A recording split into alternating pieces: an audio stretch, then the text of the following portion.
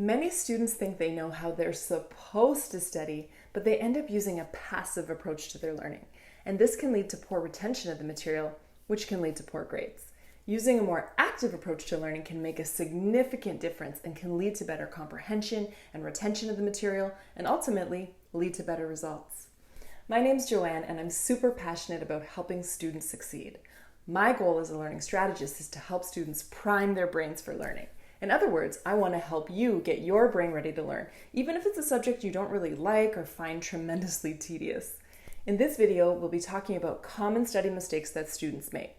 So stick around to see if you're making any of these mistakes that may be hindering you from your highest academic potential. So passive study strategies can trick us into thinking we know the material, when all we're really doing is looking over the words with our eyes. When we do this, our lazy brain thinks, I don't need to remember this information because it's right here.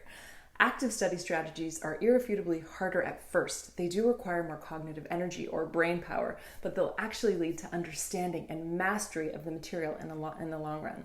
Now, not all study strategies are created equal. Many students use passive strategies because no one has ever taught them that they're not effective. Most students do what they've always done and don't realize that the strategies they're using are time-consuming, but don't lead to any real in-depth understanding or retention of the material. So what can you do? Not to fear, Study with Joanne is here, and I'm going to share 6 strategies that can help you make your studying more active and therefore more effective. Tip number 1, transform detailed notes into a summary sheet or an overview of the content.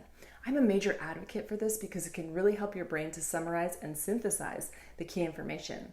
So making a summary sheet requires that you understand the main concepts and the bigger picture instead of just being hung up on the insignificant details. So use keywords and make sure you understand their meanings and connections to previously learned material. Tip number 2, practice, practice, practice. For any skill in life, if you want to improve, you practice. And test taking is a skill. The more you practice, the more you can improve your test-taking abilities. So do as many practice tests or answer as many sample questions as you can, because self-testing is key to helping you identify the gaps in your knowledge and understanding which material needs extra focus. Tip number 3, try teaching the material. When your brain thinks it has to teach something, it organizes the information in a way that's much easier to access. So you can spend time teaching a friend, a classmate, a family member, or even a stuffed animal. Explaining the info to others can help you figure out whether or not you truly understand the content. And if you have trouble remembering certain aspects of a concept, then you know which parts you need to go back and review later. Tip number 4, check it off. It may be helpful for you to create a done list to boost your sense of accomplishment and productivity. Our brains love rewards, so try to hack your brain by triggering its reward center. Break up the content into smaller, more manageable chunks that can help you achieve smaller goals and enjoy the sense of accomplishment more frequently. Tip number 5, do not cram. You need to know that cramming does not work, and I cannot emphasize this enough. When you cram, you rely on your very limited short-term memory. Your brain simply doesn't have the capacity to store large amounts of information in a short duration of time. Instead, you need to space out your study sessions. Research shows that it can be way more effective to have 5 one-hour study sessions spaced out throughout the week versus one long 5-hour block.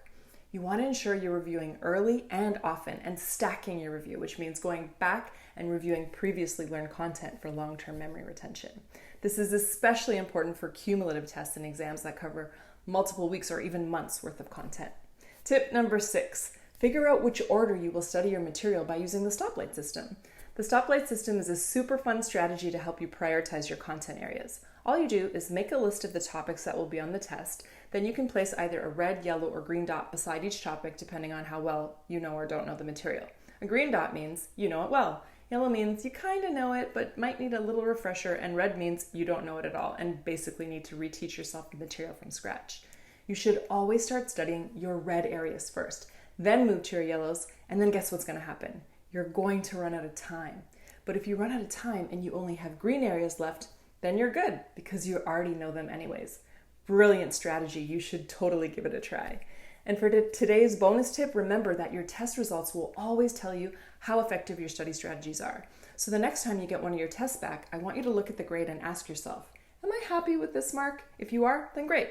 Think about what you did to study and prepare for the test and continue to use those strategies for future assessments because clearly they work. But if you look at the grade and decide that you're not happy with it, that means you need to change the strategies you're using, because if you continue to use the same strategies, you might continue to see the same disappointing results.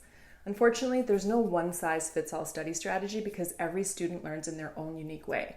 It can be helpful to try several different strategies until you find the combination that works best for you. So that's it from me today. Be sure to like and subscribe, and don't forget to check out my Instagram at studywithjoanne, where I post every single day about studying and learning to be the best version of you. Happy studying!